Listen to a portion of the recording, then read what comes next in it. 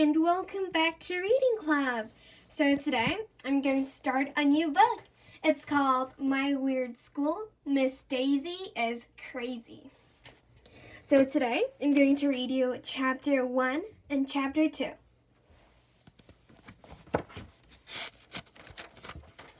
My Weird School, Miss Daisy is Crazy.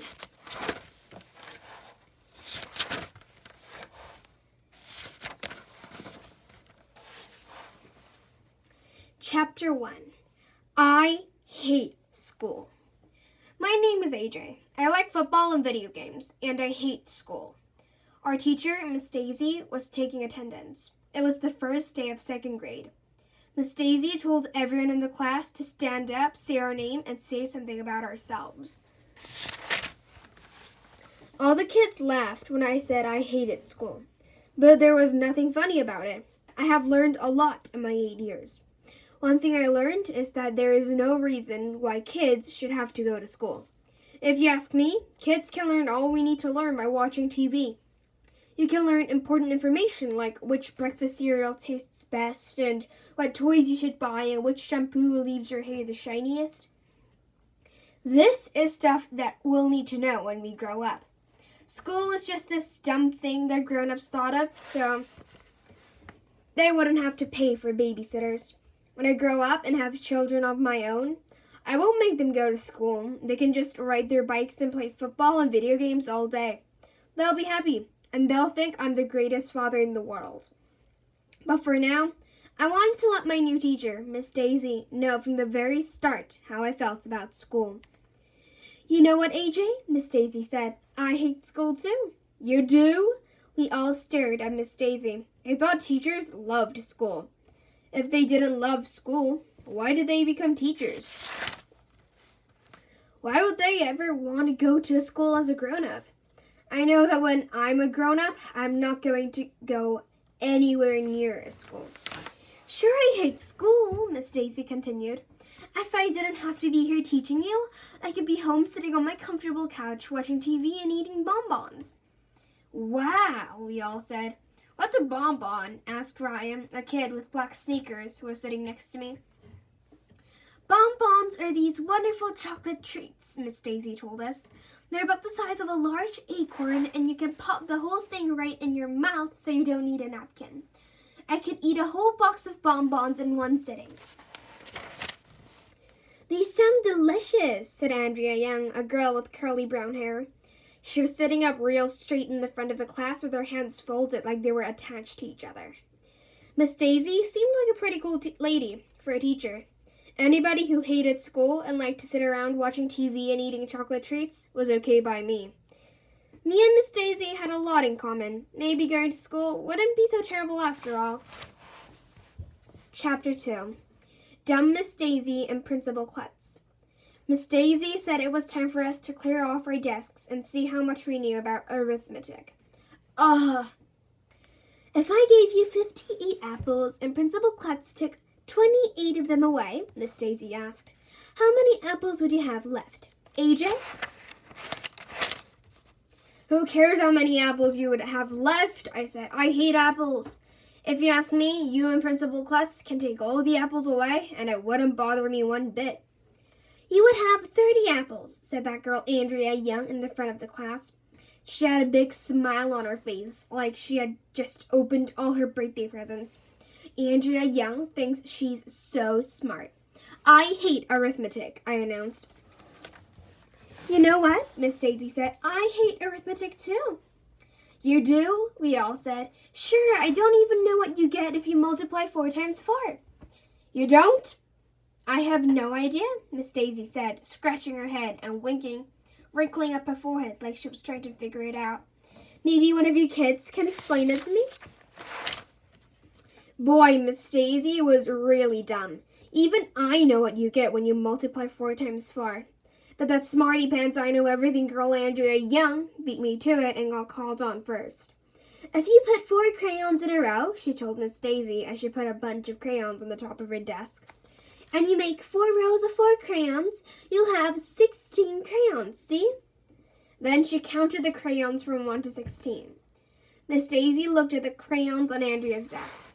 She had a puzzled look on her face. "I'm not sure I understand," she said. "Can somebody else explain this to me?" Michael Robinson, this kid wearing a red t-shirt with a dirt bike on it, explained 4 times 4 again using pencils. He had 16 pencils on his desk and 4 rows of 4 pencils.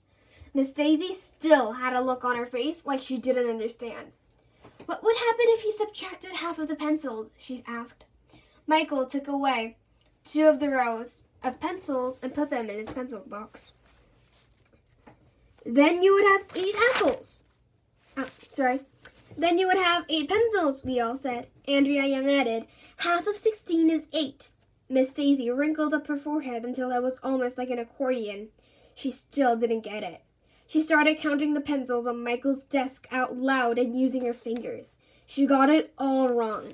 We gathered around Michael's desk and tried to explain to Miss Daisy how to add, subtract, multiply, and divide numbers using the pencils.